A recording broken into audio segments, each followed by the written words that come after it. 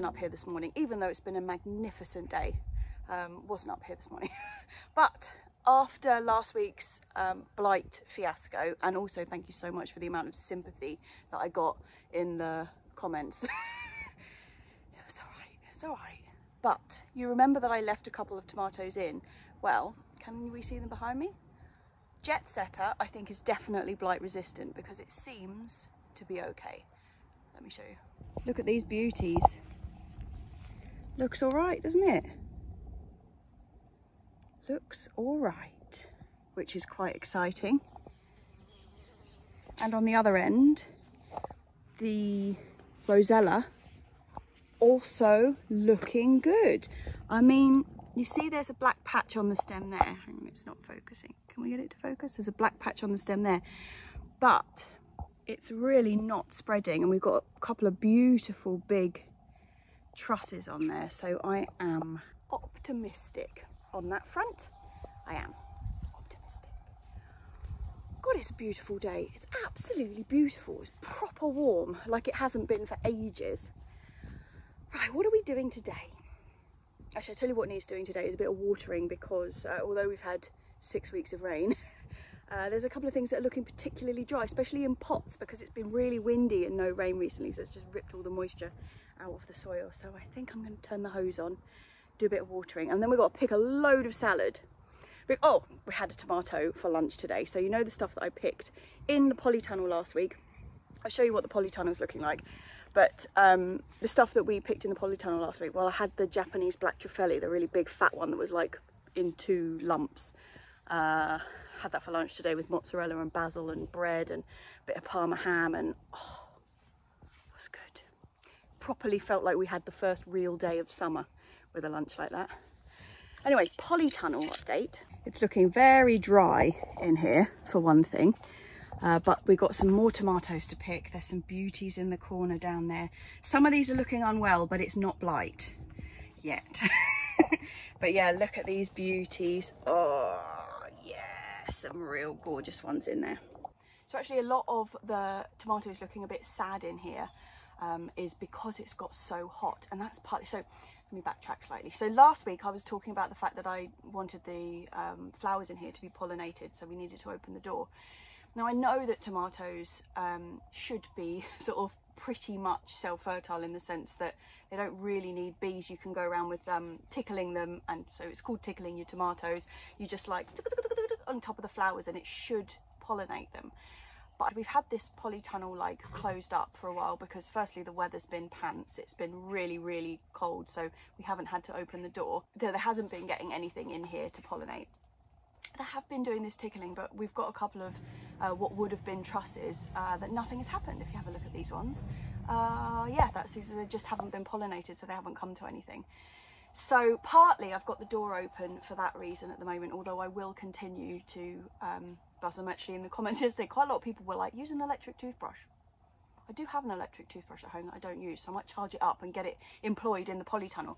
But the other reason that we've got the Polytunnel door open, and I know it's risky because of the blight being around, although the door's like halfway along, so instead of like, if you've got a classic Polytunnel, you've got a door at one end, you tend to get the wind to kind of like blow in, and where the door's situated is halfway.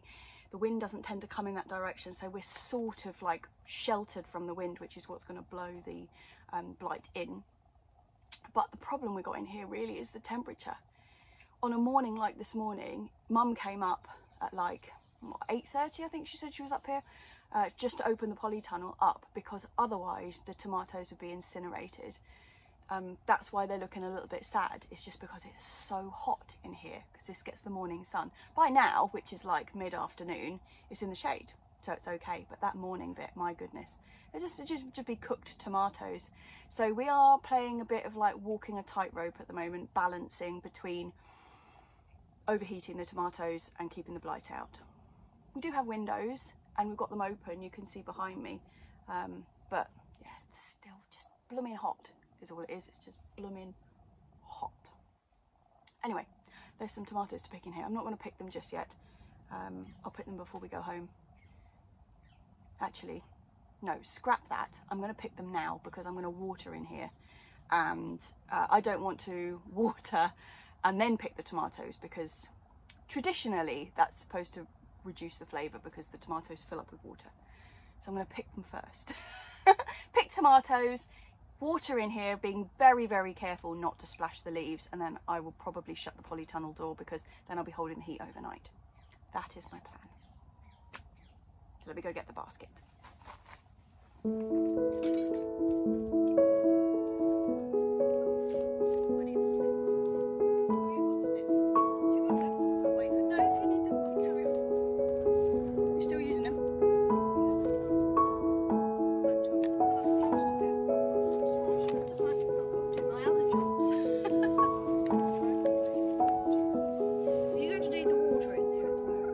No, I'm going to pick first, then prune, then water. Okay, so we'll go around this way.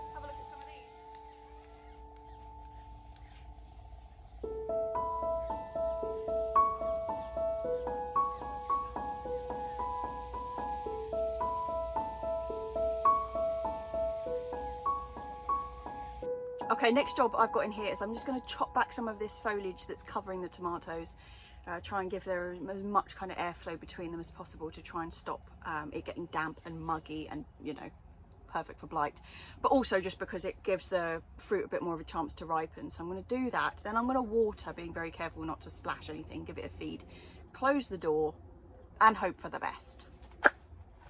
Hoping for the best is my general technique of these things. Right, let me get the snips. Oh, I'm also going to chop off any foliage that looks a little bit dicey, just to be on the safest possible side. Okay, tomatoes, are you ready? Are you ready?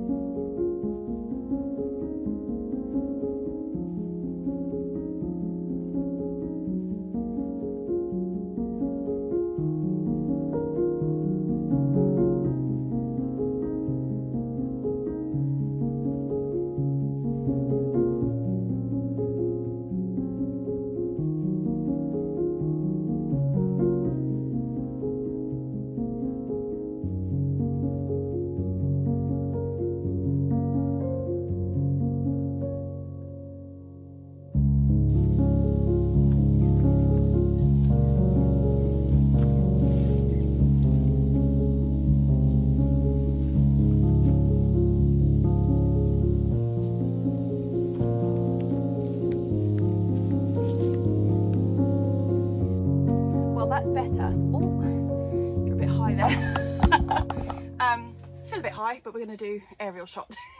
So I've just been obviously cutting everything back in here, and it's looking an awful lot better, a lot tidier. I was just looking at these, where are we? These tomatoes here, and I was like, when I touched them, I was like, they're soft. Like, they feel really ready. Then I looked up at the name, and it's Green Doctor, or Dr. Green. Can't remember which way around. Anyway, they're meant to be green. So I've just realised that actually, a lot of these, you see, they're just slightly yellow tinged on the bottom. They're beautiful and soft, and they're ready. And I just ate one, and it's delicious. So I better pick some of them before they go raw. You can see, like, they've started to split. They've gone over, basically. You silly woman, Jessie. You silly woman. Anyway, so I've got some of them to pick too.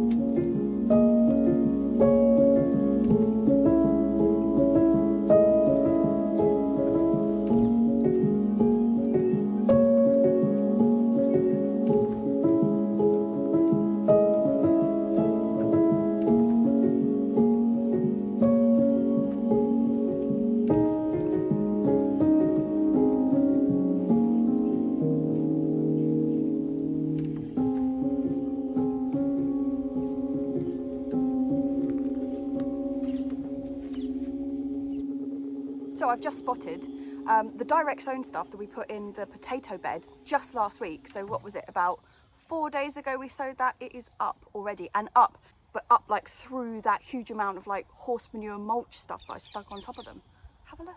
So this is the bed, and this is the chimney wrapper coming up in there, and this is the chard coming up across there, and at this end, just starting to come through, is the leaf chicory.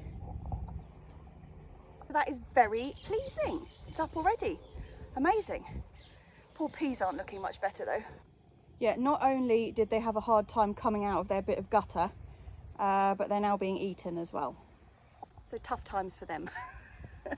Mum is actually currently, you know, the dwarf French beans that we sowed, she's currently tying them up because they were flopping all over the show.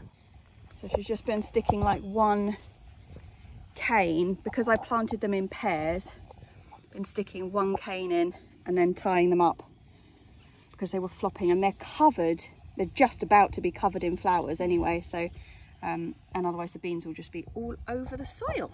But yeah, they're looking much better, Mum. They might feel more like standing up now. They might do. I think a couple more to do, actually.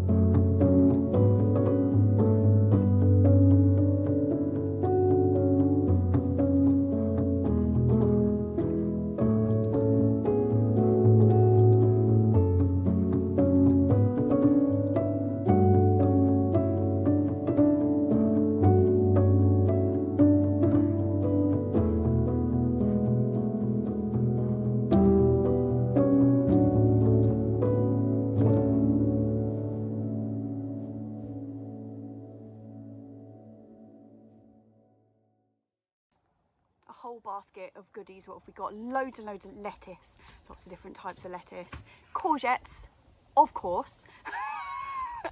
What else do we have? All those tomatoes. We've got runner beans and we've got raspberries.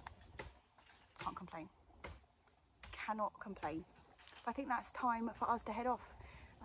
It's an absolutely beautiful evening, but you know, time to go. So we'll see you probably tomorrow.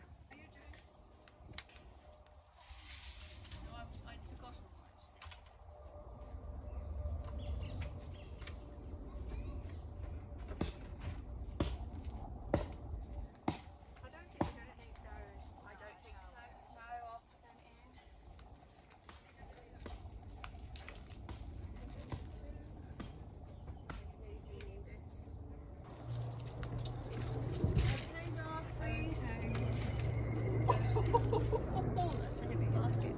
Yeah. Right, ready to go? Okay, off we go. Let's go. Chickens. I have to close the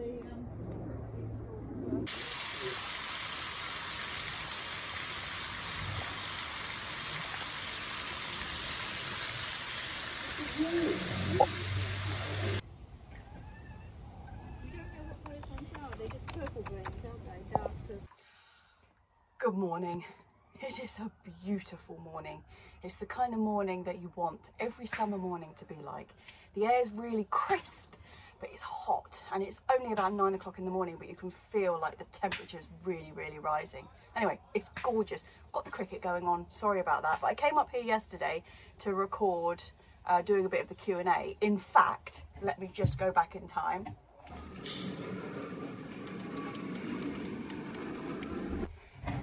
But the aeroplanes were going nuts, and actually I've had a bit of a revelation on the aeroplane front.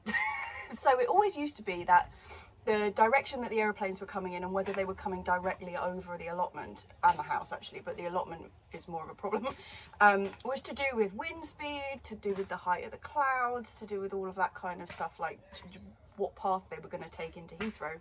And something Mum said yesterday when we were up here, because I sat literally, we'd had no planes all morning, and I sat down to record the thing, and then there was just aeroplane after aeroplane, couldn't even get a sentence in between them.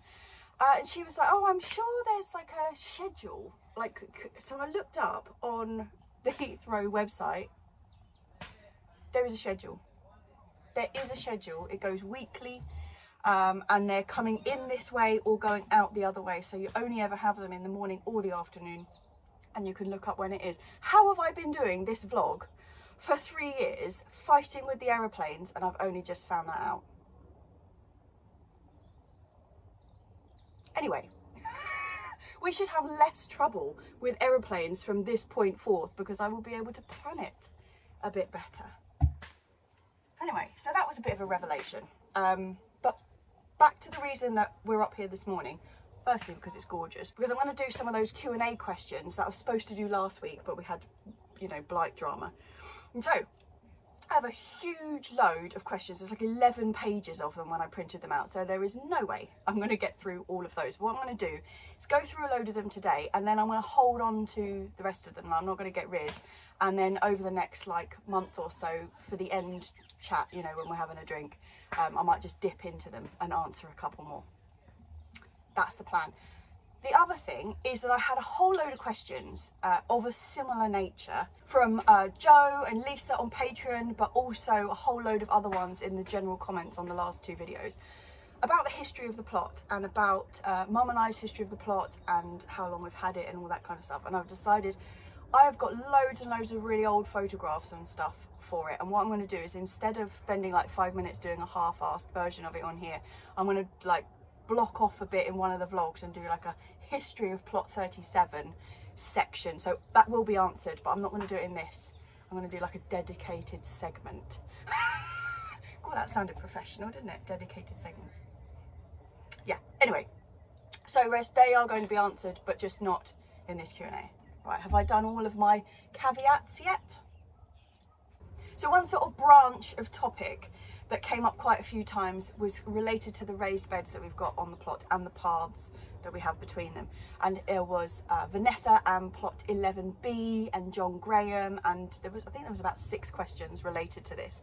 But let's start with the easiest one to answer, which was from plot 11B, and that is how wide are the paths between the beds. So our beds are all pretty much, apart from the odd one which I haven't replaced yet, all of them are 1m20 by 2m40, which means we can get a whole bed out of 3 boards, because they come standard as 240 lengths. And the spacing between them is 60 centimetres, and 60 centimetres works well because we have a push mower and that fits through there really nicely without getting caught on the corners when you're going to go round. So we do push mower up the centre, string around the edges, makes it super easy.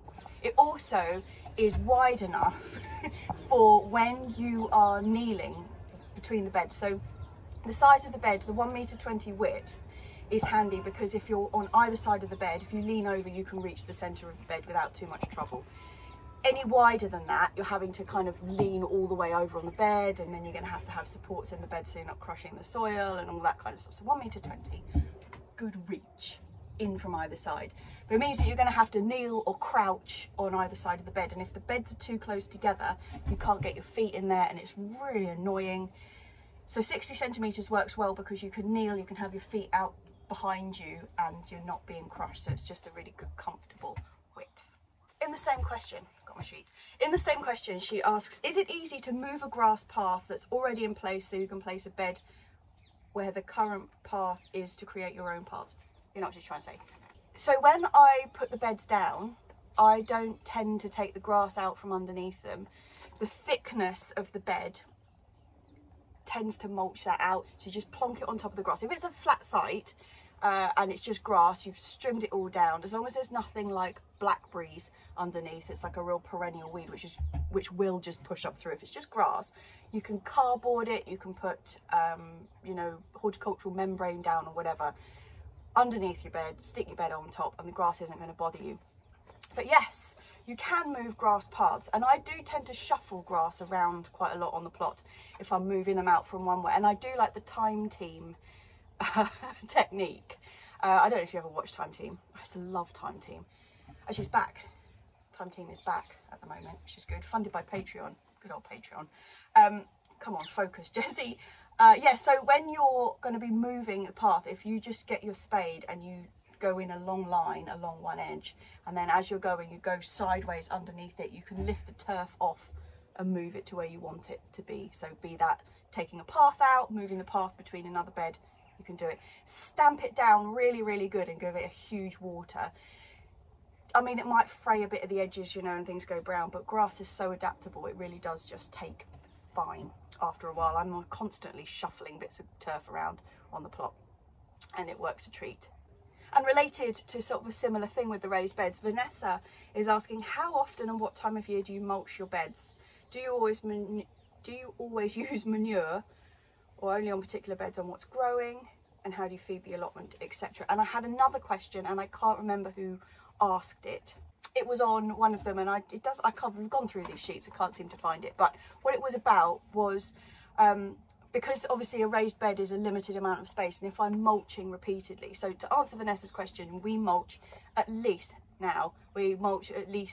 once a year with 2 80-litre bags of well-rotted horse manure straight on top of it. We do it at least once a year, but I can tell you, by the time 6 months has gone past, you almost can't tell that we mulched it. The beds, if we don't mulch the beds, our beds are like dust. The soil quality up here is just appalling. It's just sand. That's all there is to it, it's just sand. And it dries out, like you just have to have the tiniest breeze over the top of it. It rips all the moisture out of the soil, and also because it's so free draining, all the nutrients just run straight through it. It's not the best soil for growing. That's all I've got to say about it. But since we've started mulching into the raised beds, it has improved the soil quality just beyond. And what's really good about it is if you give the bed a really solid water before you mulch for like basically 6 months, you can keep the moisture level up in that soil. But in terms of filling up the beds, because our soil is so free draining and the nutrients just run straight through, for that 6 months it holds a bit of body to it. 6 months later, it's like we've never even put the mulch on there. It's like it never happened. So although we definitely do each bed once a year, ideally we would do it twice a year. But that starts getting quite expensive because we've got, what, what is it, 19 beds, I think, in there. And that many bags of, that's what, 40 bags of compost twice a year. It's quite a lot. Pricey. So once a year, definitely twice a year if we're feeling flush. And John was asking what we made the raised beds out of. Before I remade all of these beds, over the last couple of years, I've remade every raised bed we've got on the plot because they were rotting and falling apart. But the old ones we had were longer because they were made out of scaffold boards, old scaffold boards, and they used to come in 13-foot lengths. And so each of the beds was like 4 foot by 9 foot. But when I went to go and look at it, like, the price of wood has gone through the roof. It's just outrageous. I mean, I can understand why, but still, it's pretty difficult when you're trying to replace all your raised beds, or in fact make them for the first time. So I ended up using decking boards, which turned out to be the absolute cheapest, and you can get them on deals. So often, like places like B&Q or Wix are doing like a sale on decking boards, and you can get like 5 for the price of 3 or whatever, which actually works out really, really well. In the end, I think it turned out to be about, when we got them on deal, they're about £12 a bed, which is a bargain. When I was just looking for boards, I couldn't believe the price of it. They were going to be about 60 quid a bed. Just couldn't, we wouldn't have been able to do it. We would have just, you know, we'd have to just put up with our old beds. But yeah, so we remade them all in the last couple of years, and it's been kind of one of those things where we remake a load of them, or like 3 or something at a time, and then we wait for another deal on decking boards and then just do it that way. It's always good to look out for a deal. And sort of related to that, the other subject that I got most questions about was kind of the what would you do differently, and where do you place things on an allotment, like if you're starting from scratch.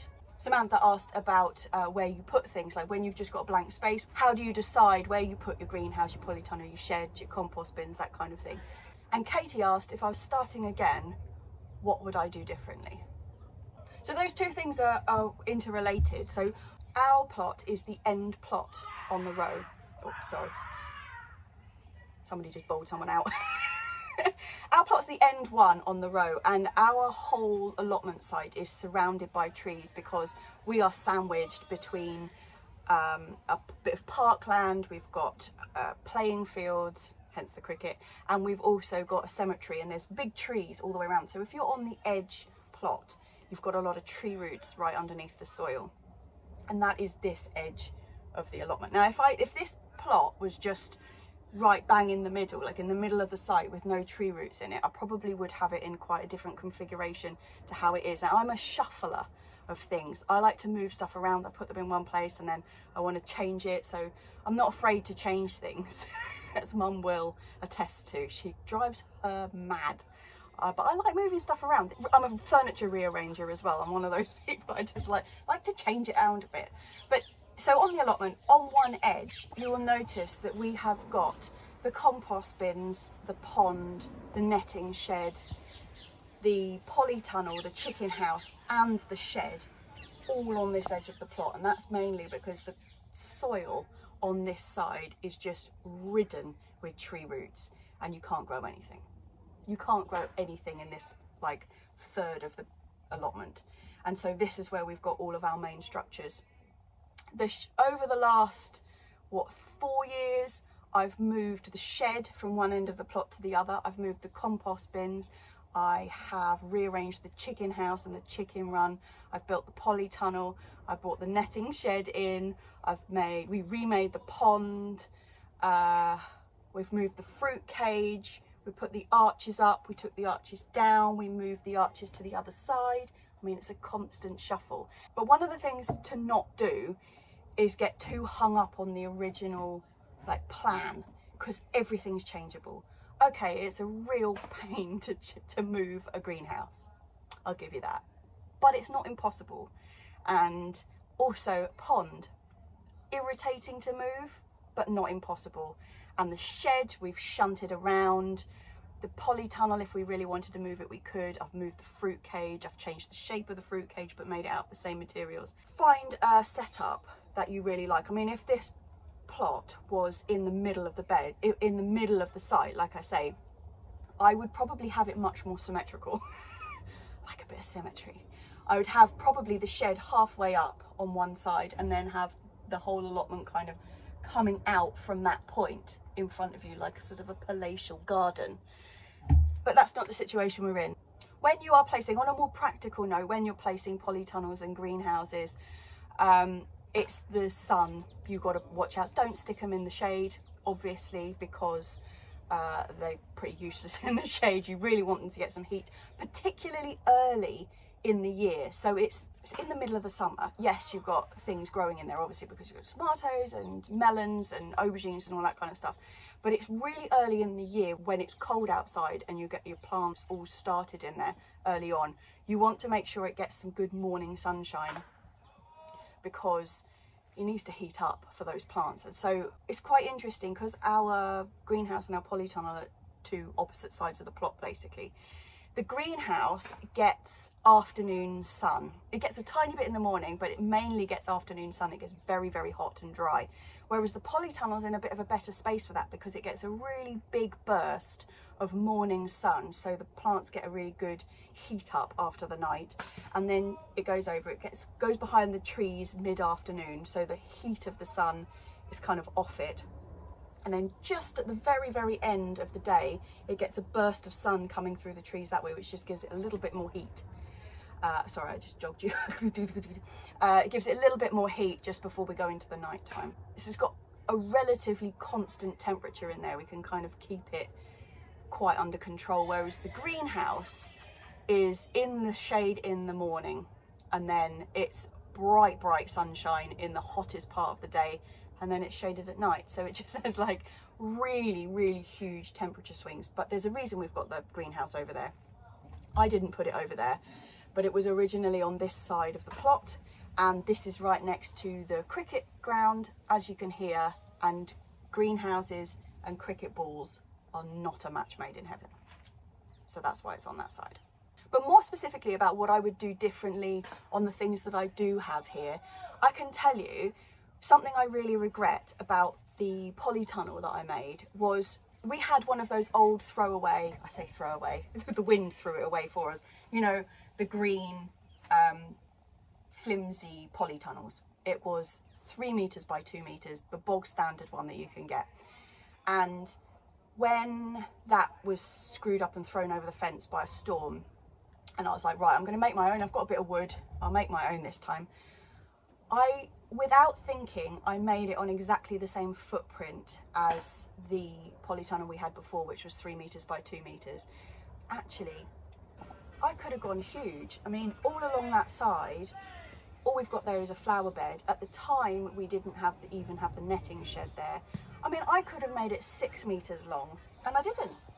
And it's only now that I'm really starting to think that was daft. That was silly. But it never occurred to me. I already had the base there, you see, because I'd put like big boards down where I'd had the old polytunnel sat, like trying to stop it blowing away. And yeah, I just built it straight onto the same footprint, and I didn't need to do that. And I think it would have been a better idea to have made it larger. But hey ho, I can always build a second one. But that's something to bear in mind. If you can go bigger with things like that, generally do. And actually, on a similar note, Carol was asking me if I would think about taking on another bit of plot. And she actually says, like JB, because JB's got an empire at the moment. He's got like 3 plots now, and one of those plots is basically dedicated to the polytunnel that he got off Steve. And I can tell you, I would love to expand plot 37. Our neighbour doesn't really do much with this plot. I'd love to just go across one, but in this area, because we're in London, the average sort of waiting time to get a plot on this site, in fact they've closed the lists now because the waiting list is so long, but we're talking like 13 years waiting list time to get a plot. You can't go giving people who already have plots more and more space on the same site. It's not fair. Other people are desperately waiting for space on the site, so you just can't do that. And we're really lucky we have a full-size plot, but because we've had it for a while now, they're all subdivided. So if somebody gives up a full-size plot before it's rented to the next person, it's subdivided so that you can get 2 people, sometimes even 3 people on a full-size plot, because there's just so many people waiting. And so, yes, Carol, I would love to do what JB is doing and take over another plot and have a whole one dedicated to an absolutely ginormous polytunnel empire like he has, but sadly, it's not to be. Okay, a couple of quick easy answer ones. Simon is asking if I've ever had mare's tail on the plot and how I dealt with it. I am very lucky. I'm going to touch OSB ceiling here, but I am so lucky. No, we don't have mare's tail on this plot. We have it on the site in the top corner. They have it up there. They didn't have it that bad, but somebody took over a plot and decided to rotivate. They rotivated mare's tail. Yeah, so they basically broke each individual plant into 30,000 plants and then spread it everywhere. Yeah, so that would be my advice. If you've got mare's tail, don't rotivate. But yeah, I don't have it. We've had the occasional little bit crop up and we go into like panic stations to get rid of it because mare's tail is, it's a nightmare. I've done gardens before from people who their whole garden basically just gets taken over by, and it's beautiful. Don't get me wrong, like if you're out in the woods or something and you see like a whole carpet of it, it's gorgeous, but it is a nightmare. And so I'm pleased to say, no, I don't have mare's tail, Simon, but also sounds like you do. And there's two harvesting questions. So one from Molly about when to harvest the Jerusalem artichokes, which are the big tall, so not the globe artichokes, which we cannot grow for love nor money. There's a woman like 2 plots over from us, just up the hill slightly from us, who grows beautiful artichokes. She's even given us some of her plants and we bring them down onto our plot and they die. I don't know what it is about them. We can't grow globe artichokes, but Jerusalem artichokes we can. And Molly's asking when you know they're ready. Well, we don't harvest them at all until the end of the year. So basically when the plants start to die back, that's when we dig them up. So at the moment they are looking beautiful and lush and gorgeous, and then they will flower and then they will start to fade and they just go like brown flagpoles and then they keel over, and that's when we harvest them. And they'll stay quite happily under the ground all winter. So just when you just mark out where you've got them, because it can be difficult to tell once the tops have gone. If you know where they are, just come and pick up a few more every week or so, and that works out well. I have eaten a few early in the year, like because when they're kind of in the wrong place and you accidentally dig them up or something, but I didn't like the flavour as much. It wasn't so nutty and it was a bit like, almost like waxy, whereas later in the year they get this beautiful like soft fluffy nutty flavour. So yeah, leave them a bit. And the second harvest question was about Minnesota midget melons from Anna, and it was like, when do you know that they're ripe? And the best way to tell is where they're attached to the plant, that there's like a little indentation at the top, like the crown of the melon, and when that bit goes just slightly soft, that's when it's ready to go. So it'll stay really hard and then you just feel it start to give and the smell will be there, a little bit soft up there, and then it's ready. I'm very jealous if you are currently harvesting Minnesota midget melons, because mine are looking like this. They're a little bit on the slow side. Fingers crossed we are going to have a really lovely long tail end of this summer though, and we will be inundated with melons. That's the hope anyway, isn't it? Going right in there with a personal one, Chris is asking why I'm not married. I'm going to leave that one. Yeah, not going down that route. And also there's inevitable questions every time I do a Q&A about Lily. I know that she's a bit of a feature. So Lily is not my cat. Lily is the allotment cat. She lives up here. She lives in absolute luxury. She has her own mansion basically on another person's plot. She's fed by everybody up here and she has an absolutely joyous life. She's a wild cat and she doesn't like being cooped up. So there's no chance of taking her home. She wouldn't be a happy bunny rabbit. She just has a really lovely life. She is looked after, she is microchipped, and she gets taken to the vet when need be. So she is really well looked after, but she lives up here and is kind of shared amongst all of the allotmenters. Another nice, easy, straightforward one to answer.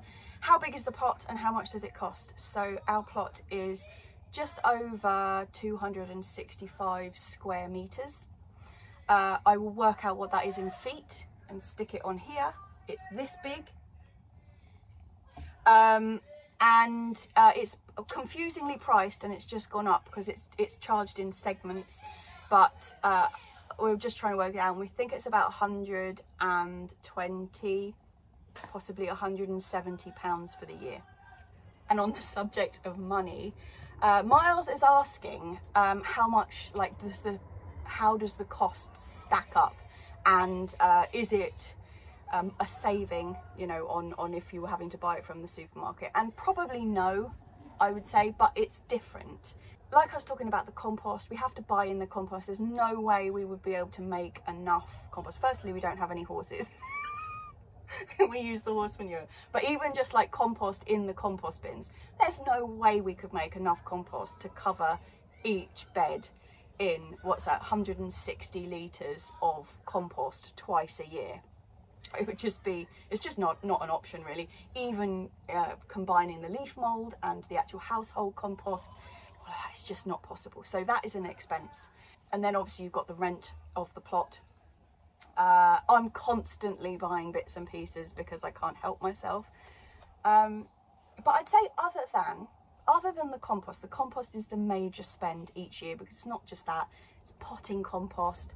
Particularly now, obviously we always used to, because we're growing things in pots in the greenhouse, like the aubergines and stuff, you need enough potting compost to pot them up. And when you're starting seeds in seed trays and stuff, you need to buy fairly good quality compost to be able to get them all started. But now we're adding to that the fact that we're growing the garlic and the shallots and things in pots because of the white rot. We're trying to avoid that, so that's buying fresh compost every year. And we've been growing potatoes in pots this year, that's more compost. So yeah, it adds up. Compost has got to be the biggest expense. It's got to be. Absolutely. Compost is ferocious. But in terms of like the actual the output from the allotment, if you worked it out, I don't know. There's some things that are better value than others. Actually, that was another question. I'm sure there was a value question. Oh yeah, Bryony was also asking, like, if you could only grow one thing, which is, oh, I hate that question. I cannot choose just one thing. But she was also asking about if you could only grow one thing, like for both flavour but value also, what would it be? And that's a really tricky one. But I think probably Cavolo Nero in terms of value. And things like, because you can grow it all year round, and it's really expensive in the shop, and it's really versatile. Things like purple sprouting broccoli, when it's in season, it's actually quite cheap in the shops. Beans, yeah, I think probably value wise, but then again, if I wasn't growing the Cavolo Nero, I would not be spending £12 a week on Cavolo Nero in a supermarket. You know, I'd just be eating different things. You tend to go back to the carrots and the broccoli and stuff. So what this gives you more than anything, I mean, if I was to buy the variety of food that we're growing on here, it would cost a fortune. But if I wasn't growing it, I'd be eating something different, if you know what I mean. Just see what I mean? But I'd say probably Cavolo Nero for value and for flavour, because it's just a joy. I love it. I absolutely love Cavolo Nero. But there's so many things that I would be bereft if we had to stop growing them. Just looking out there, the sun's shining, it's looking magnificent. I'd be so sad if we couldn't grow half of those things, to be honest. That was a bit of a tangent, but going back to Miles's question about what percentage we actually eat from the plot. Times like this time of year, most dinners, well, in fact all dinners, the green part is homegrown, be it more courgettes or beans or cabbage, kale, all of that. We buy meat, obviously we don't grow meat, but at the moment everything else on the plate is from the allotment. But then you have your dearths, don't you?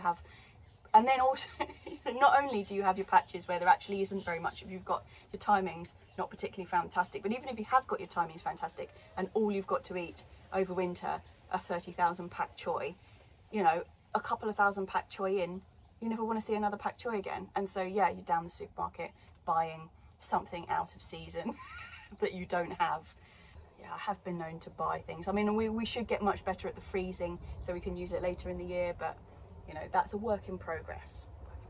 God, I'm just looking at the time, like, I mean, obviously I've been pausing because cricket and you know, screeching parakeets and stuff, but we're on like 43 minutes here. This is too long. That's all I've got time for on the questions front.